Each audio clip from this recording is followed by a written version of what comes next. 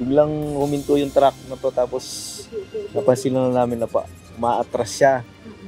Kaya nung bigla na minsan na pababa, biglang buluso na yung dating niya, tapos umakyat yung mga gulong niya dun sa sidewalk. Bigla siyang bumagsak, hindi kami agad nakalabas.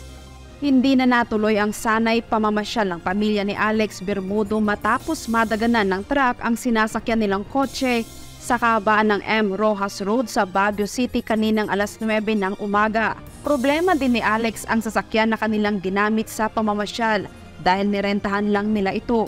Sa ulat ng Baguio City Police Office, 3 ang nasugatan sa insidente na agad dinala sa ospital. Paakyat yung truck. Kaya lang nung mag-brake siya, hindi daw kumapit yung brake ayon sa driver. Tapos umatras, dire-diretso pababa. Nahaharap sa reklamo ang driver ng truck.